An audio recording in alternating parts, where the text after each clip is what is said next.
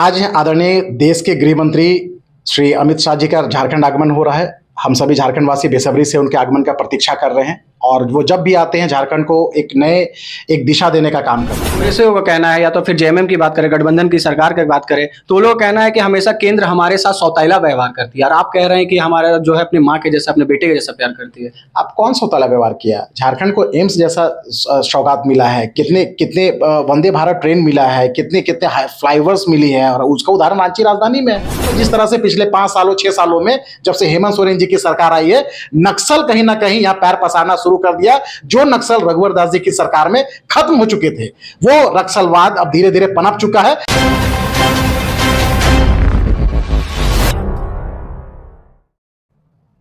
नमस्कार, जोहार। आप देख रहे हैं न्यूज रांची मेल और अभी हमारे साथ भाजपा के नेता अशोक बड़ाइक जी है खास बातचीत के लिए। अशोक जी, बहुत बहुत स्वागत है हमारे न्यूज रांची मेल में। जोहार, नमस्कार आपको भी। जैसा कि आपको पता है कि पूर्वी क्षेत्रीय परिषद की बैठक है जिसमें केंद्रीय गृह मंत्री अमित शाह आ रहे हैं। क्या कुछ सौगात लाने वाले हैं? देखिए, आज आदरणीय देश के गृह मंत्री श्री अमित शाह जी का झारखंड आगमन हो रहा है। हम सभी झारखंड वासी बेसब्री से उनके आगमन का प्रतीक्षा कर रहे हैं और वो जब भी आते हैं झारखंड को एक दिशा देने का काम करते हैं। और वो जो बैठक में आ रहे, कल बहुत ही महत्वपूर्ण बैठक है, वो पूर्वी क्षेत्रीय परिषद की बैठक है। उसमें झारखंड सहित बंगाल, छत्तीसगढ़, उड़ीसा के मुख्यमंत्री, उनके राज्य के मुख्य सचिव, राज्य के डीजीपी सभी लोग शामिल होंगे। यह बैठक इसलिए भी महत्वपूर्ण है कि जो राज्य किसी राज्य से बॉर्डर जिसकी लगती है, आप बॉर्डर में देखेंगे हमेशा नक्सली जो गतिविधि हमेशा बॉर्डर पे ही होती है। तो नक्सली गतिविधि को रोकने के लिए, नक्सलवाद को खत्म करने के लिए एक राज्य दूसरे राज्य के साथ कैसे समन्वय बनाए ताकि ज्वाइंट अभियान के तहत उस नक्सली गतिविधि को खत्म कर सके।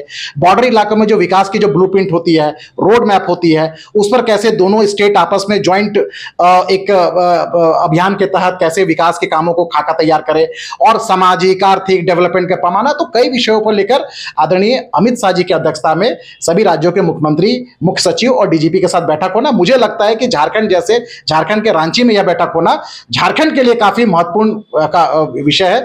और यह बैठक इसलिए भी महत्वपूर्ण है क्योंकि राज्य में जिस तरह से पिछले 5 सालों 6 सालों में जब से हेमंत सोरेन जी की सरकार आई है, नक्सल कहीं ना कहीं यहां पैर पसारना शुरू कर दिया। जो नक्सल रघुवर दास जी की सरकार में खत्म हो चुके थे, वो नक्सलवाद अब धीरे धीरे पनप चुका है। रांची राजधानी के अंदर में लगातार नक्सली गतिविधि देखने को मिल रहा है। तो इसलिए रांची में यह बैठक हो रही है। यह रांची की बैठक, झारखंड की यह बैठक मुझे लगता है काफी महत्वपूर्ण बैठक है। अशोक जी, भाजपा की तरफ से क्या डिमांड रहेगी झारखंड के विकास के लिए? क्योंकि झारखंड में अभी भी कहीं ना कहीं विकास की कमी नजर आती है। ऐसा आप लोग का भी कहना है कि झारखंड में कहीं भी विकास अभी नहीं हो रही है।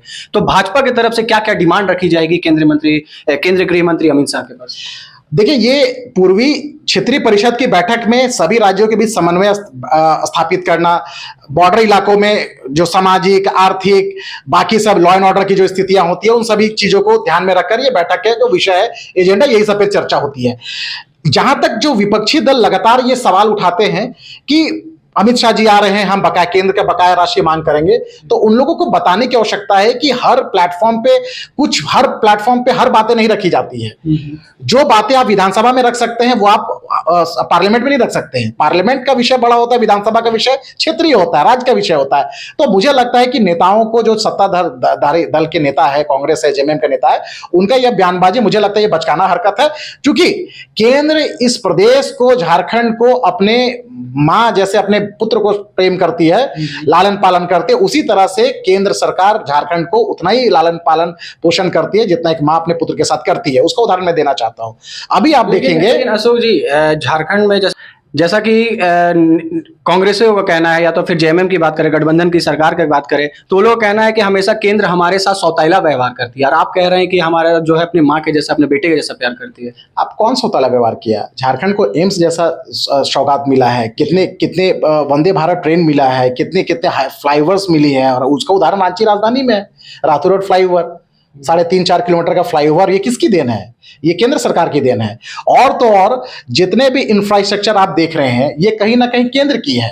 ये लोग बार बार बोलते हैं कि केंद्र हमारे साथ सौतेलापन व्यवहार कर रही है। रातों रोड का एक उदाहरण मैं आपको दे रहा हूं कि जो फ्लाईओवर बन गया, इससे फायदा किसको होगा? रांची राजधानी वासी को फायदा होगा जो लगातार जाम से जूझ रहे थे। आज वो बन जाने से वो जो आधा घंटा 45 मिनट जाम में फंसते थे, आज वो 5 मिनट में 15 से लेकर रातों रोड चौक कचहरी चौक तक पहुंच जा रहे हैं। तो ऐसे ऐसे कई उदाहरण है, वो चाहे स्वास्थ्य का मामला हो, चाहे शिक्षा का मामला हो, इंफ्रास्ट्रक्चर का मामला हो, ग्रामीण कार्य विकास का मामला हो, और तो और चाहे जितने भी केंद्र संचालित जो योजनाएं चल रही है, वो चाहे नल जल योजना हो, प्रधानमंत्री आवास योजना हो, स्वच्छ भारत मिशन के तहत कई ऐसे कार्यक्रम हैं। जितने कार्यक्रम केंद्र चला रही है वो सभी केंद्र का कार्यक्रम झारखंड में चल रहा है। लेकिन दुर्भाग्य तब होता है जब केंद्र दिल खोलकर पैसा प्रदेश स्टेट को देती है और स्टेट यानी सत्ताधारी दल के लोग उस पैसा को अपने निजी संपत्ति बनाने का काम करते हैं, जिसका उदाहरण नल जल योजना में बड़े पैमाने पे जो घोटाला है, भ्रष्टाचार की जो मामला सामने आई है। स्वास्थ्य विभाग ने जिस तरह से जो कोविड के समय में केंद्र ने दिल खोलकर पैसा दिया था, उसका कितना करोड़ रुपया ये लोग डकार गए, जिसका हिसाब किताब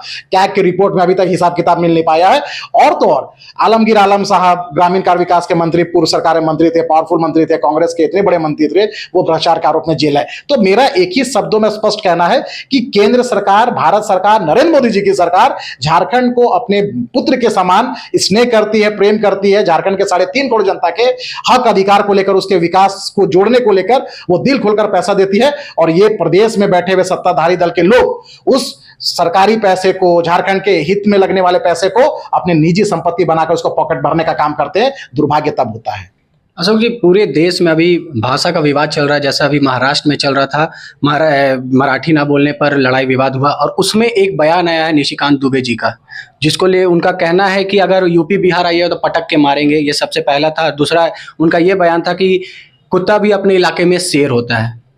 देखिए, मुझे लगता है कि देश की जो एकता और अखंडता है, इसमें मुझे लगता है भाषा विवाद कहीं ना कहीं उस देश की एकता और अखंडता को वो कमजोर करने का प्रयास करता है। देखिए, जिस तरह से महाराष्ट्र में इस तरह का मामले आ रहे हैं, वहाँ के आदरणीय मुख्यमंत्री देवेंद्र फडणवीस ने भी स्पष्ट शब्दों में कहा है कि अपने स्थानीय भाषा का, अपनी मातृभाषा का सम्मान करनी चाहिए। लेकिन इसका मतलब ये नहीं कि किसी दूसरे भाषा के साथ सौतेलापन का व्यवहार करना चाहिए। और कुछ मामले सामने आए, कई नेताओं का बयान आया है इस पर, तो मुझे लगता है कि ये पार्टी का आधिकारिक बयान नहीं है। पार्टी के लोगों ने, जो महाराष्ट्र के भारतीय जनता पार्टी के वरिष्ठ नेताओं ने उस पर खंडन किया है। हाँ, सभी को अपनी मातृभाषा का सम्मान करनी भी चाहिए, क्योंकि उसकी अपनी मातृभाषा है। लेकिन दूसरे भाषा को अगर आप दोयम दर्जा का समझते हैं, उनको गिरे हुए भाषा समझते हैं, उनके साथ सौतेलापन व्यवहार करते हैं, तो मुझे लगता है कि देश की एकता और अखंडता के लिए सही नहीं है।